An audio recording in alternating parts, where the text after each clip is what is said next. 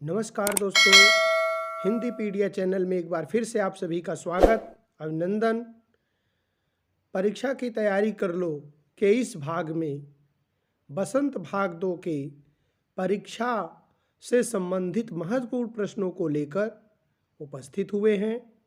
आइए इन प्रश्नों को एक बार पुनः अभ्यास कर लें। पहला प्रश्न है, निम्नलिखित प्रश्नों के उत्तर दीजिए। निम्नलिखित प्रश्नों के उत्तर दीजिए। प्रश्न है, अपनी हिंदी की पाठ्य पुस्तक का नाम लिखिए। आपकी हिंदी की जो पाठ्य पुस्तक है उसका नाम लिखना है। तो आपकी हिंदी की पाठ्य पुस्तक है बसंत भाग 2। बसंत भाग 2। इस तरह से अगले प्रश्न की तरफ चलते हैं। अगला प्रश्न है, एक तिनका पाठ के लेखक का नाम लिखिए। तो आपका जो एक तिनका पाठ है उसके लेखक हैं अयोध्या सिंह उपाध्याय हरिऔध। अयोध्या सिंह उपाध्याय हरिऔध। इसी तरह से अगले प्रश्न की तरफ चलते हैं। खान पान की बदलती तस्वीर पाठ के लेखक का नाम लिखिए। खान पान की बदलती तस्वीर पाठ के लेखक का नाम लिखिए। तो खान पान की बदलती तस्वीर पाठ के लेखक हैं प्रयाग शुक्ल। पाठ के लेखक कौन है? प्रयाग शुक्ल। इसी तरह से अगले प्रश्न की तरफ चलते हैं। निम्नलिखित पंक्तियों को पूरा करें। बच्चों, इस प्रश्न में आपकी पाठ्य पुस्तक से कुछ पंक्तियां ली गई हैं जिनको आप पूरा करेंगे। ये पंक्तियां हैं, धरती की सी रीति है, शीत घाम यह में, जैसी परे सुसही रहे, त्यों रहीम यह दें। इसी तरह है, तरवर फल नहीं खात है, सरवर पियत न पान। तो आगे देखते हैं इन पंक्तियों को पूरा कैसे करना है। तो पंक्तियों को पूरा इस तरह से करना है, धरती की सी रीति है, शीत घाम और में, जैसी परे सो सही रहे, त्यों रहीम यह दें। तरवर फल नहीं खात है, सरवर पियत न पान, कहीं रहीम पर काज हित, संपत सच ही सुजान। तो इस तरह से इन पंक्तियों को पूरा कर सकते हैं।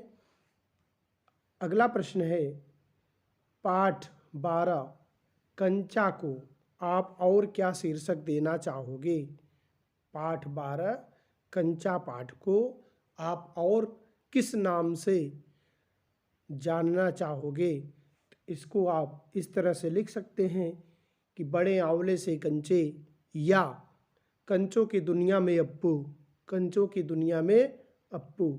इस तरह से आप कोई नाम सोचकर पाठ का शीर्षक दे सकते हैं। अगला प्रश्न आता है, निम्नलिखित विशेषण युक्त शब्दों का प्रयोग करते हुए वाक्य रचना कीजिए। कुछ विशेषण युक्त शब्द दिए गए हैं। विशेषण किसे कहते हैं दोस्तों? विशेषण संज्ञा या सर्वनाम की विशेषता बताने वाले शब्दों को, संज्ञा या सर्वनाम की विशेषता बताने वाले पदों को, शब्दों को या पदों को विशेषण कहते हैं। तो विशेषण युक्त, यहाँ विशेषण से जुड़े हुए कुछ वाक्य दिए गए हैं, छोटे वाक्य दिए गए हैं, शब्द दिए गए हैं जिनका वाक्य में प्रयोग करना है। जैसे स्वच्छ रंगीन कपड़े। कपड़े कैसे स्वच्छ हैं और रंगीन हैं। इसी तरह से दूसरा विशेषण शब्द दिया गया है, अंधेरी रात। कैसी अंधेरी रात? ठंडी अंधेरी रात। तो इस तरह से देखते हैं इनको कैसे पूरा करना है। हम अपने जन्मदिन पर स्वच्छ रंगीन कपड़े पहनते हैं। हम अपने जन्मदिन पर या हम त्योहारों पर स्वच्छ रंगीन कपड़े पहनते हैं, या हम दिवाली पर स्वच्छ रंगीन कपड़े पहनते हैं। इस तरह से आप इन विशेषण युक्त वाक्यों को अच्छे से वाक्य में प्रयोग कर सकते हैं। दूसरा वाक्य है, ठंडी अंधेरी रात सर्दियों में आती है। कब आती है? सर्दियों में आती। इस समय ठंडी भी अंधेरी भी रात चल रही है, जो सर्दियाँ चल रही हैं, यह सर्दियों का मौसम है। इस समय ठंडी अंधेरी रात सर्दियों में आती है, अर्थात इस समय आई हुई है। इसी तरह से अगले प्रश्न पर चलते हैं। मोर मोरनी के नाम किस आधार पर रखे गए थे? मोर मोरनी के नाम किस आधार पर रखे गए थे? उत्तर लिखेंगे नीलाभ ग्रीवा होने के कारण।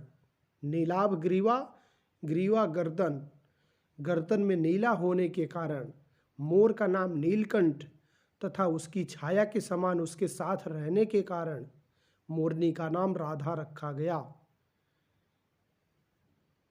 मोरनी मोर के साथ हमेशा रहती थी, जिस कारण से उसका नाम राधा रखा गया। जब नीलकंठ उसका नाम रखा गया, मोर का नाम, तो मोरनी का नाम राधा रखा गया।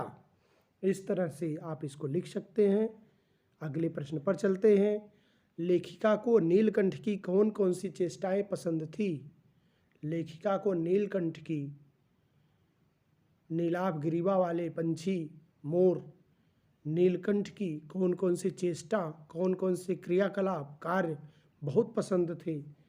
तो यहाँ लिखेंगे लेखिका को नीलकंठ की निम्न चेष्टाएं पसंद थीं। पहली, नीलकंठ द्वारा अपने इंद्रधनुषी पंखों को मंडलाकार बनाकर नाचना। नीलकंठ जो है अपने इंद्रधनुषी सतरंगी 7 रंगों में जो पंख उसके दिखाई पड़ते हैं, उसको मंडलाकार गोलाकार बनाकर नाचना। इसी तरह से लेखिका के हाथों पर से दाने उठाकर खाना।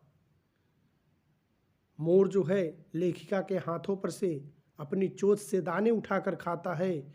उसकी नुकीली चोंच लेखिका के हाथों को स्पर्श भी नहीं करती है। यह भी लेखिका को बहुत पसंद है। और लेखिका के हाथों पर थोड़ा भी न पता होने देना। इसी तरह से जाली घर में रहने वाले जीवों की देखभाल करना। मोर जो है जाली घर में रहते हुए अपने सहचरों को सुरक्षा प्रदान करता है, उनकी देखभाल करता है। यह भी लेखिका को बहुत पसंद है। अगला प्रश्न है, आँख में तिनका पड़ने के बाद घमंडी की क्या दशा हुई? बच्चों, आँख में तिनका पड़ने के बाद घमंडी की दशा क्या हुई? तो लिखेंगे आँख में तिनका पड़ने के बाद घमंडी की आँख लाल होकर दुखने लगी। लाल हो गई और दुखने लगी। पहले लाल हो गई और वह दर्द करने लगी, दुखने लगी। घमंडी की आँख से तिनका निकालने के लिए आसपास के लोगों ने क्या किया? तो बच्चों, घमंडी की आँख से तिनका निकालने के लिए आसपास के लोगों ने कपड़े के मूठ देने लगे ताकि आँख से तिनका निकल जाए, आँख से किसी तरह से तिनका निकल जाए। अगला प्रश्न है, फास्ट फूड यानी तुरंत भोजन के फायदे और नुकसान लिखें। फास्ट फूड, तुरंत भोजन के कुछ फायदे हैं जो यहाँ लिखे गए हैं। फायदे इस तरह से लिख सकते हैं। फास्ट फूड यानी समय की बचत। जब आप सुबह जल्दी स्कूल जाते हैं या आपके पिताजी ऑफिस जाते हैं या आप सबको कहीं काम पर जाना है, तो फास्ट फूड जल्दी से आप बनाकर खा सकते हैं, आपके समय की बचत करता है। इस तरह से एक फ़ायदा यह हो सकता है। दूसरा, हम सभी अलग अलग व्यंजनों के स्वाद जान सकते हैं। फास्ट फूड के माध्यम से अलग अलग भोजन के स्वाद जान सकते हैं। इस तरह से तीसरा जो हो सकता है, फास्ट फूड स्वादिष्ट भी होता है, लजीज होता है, जो हम बच्चों को बहुत पसंद होता है। इसी तरह से बनाने में आसान, यह बनाने में भी बहुत आसान होता है। हमें खाना बनाना नहीं आता है, लेकिन फास्ट फूड आसानी से हम बना सकते हैं। जैसे मैगी आदि को पानी में रख कर उबाल कर खा सकते हैं, बड़े आसानी से बना सकते हैं। ब्रेड को सेक कर खा सकते हैं, बड़े आसानी से बनाया जा सकता है। इसी तरह ले जाने में असुविधा न होना। कहीं हम भोजन को ले जाते हैं, अपने साथ टिफ़िन कैरी करते हैं, तो वहाँ पर फास्ट फूड ले जाना बड़ा आसान होता है। बहुत इजी तरीके से इसे ले जा सकते हैं। इसी तरह से अब फास्ट फूड के कुछ नुकसान देखेंगे।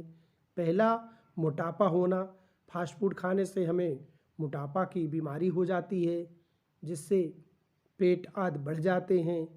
दूसरा, भोजन का ताज़ा न होना, फास्ट फूड हमेशा ताज़ा नहीं होता है, ब्रेड वगैरह कई दिन के बने होते हैं जिनमें फफूंद आदि लगे होते हैं, जिससे हम भोजन खाते हैं हमें फूड पॉइजनिंग का शिकार होना पड़ता है, आदि अनेक बीमारियों का सामना करना पड़ता है। इस तरह से इसको खाने से अनेक प्रकार की एलर्जी होना, अनेक प्रकार की एलर्जी भी होती है क्योंकि यह शुद्ध नहीं होता है। विटामिन और प्रोटीन की कमी होना, इसमें विटामिन और प्रोटीन की कमी भी पाई जाती है। सुपाच्य न होना, यह बहुत हार्ड होता है, सुपाच्य भी नहीं होता, आसानी से हजम नहीं होता, आसानी से हजम होने में समस्या होती है। इस तरह से इसके कुछ फायदे और नुकसान आपने देखे। अगला प्रश्न है, खान पान के मामले में स्थानीयता का क्या अर्थ है? खान पान के मामले में स्थानीयता का क्या अर्थ है? तो उत्तर लिखेंगे, जहां आप रहते हो वहीं का स्थानीय भोजन। स्थानीयता का क्या महत्व है? वहीं का स्थानीय भोजन, जैसे कि आगरा के पेठे, बंगाल की मिठाई, मथुरा के, इलाहाबाद के, जौनपुर की, इटावा की आदि। यहाँ देखिए, जहाँ आप रहते हो वहीं का स्थानीय भोजन, जैसे आगरा के पेठे, बंगाल की मिठाई, बंगाल की क्या हो सकती है? मिठाई। तो यहाँ बंगाल के साथ मिठाई लिखेंगे, क्या? मिठाई। इसी तरह मथुरा के पेड़े, मथुरा के पेड़े। इसी तरह से इलाहाबाद के अमरूद, क्या लिखेंगे?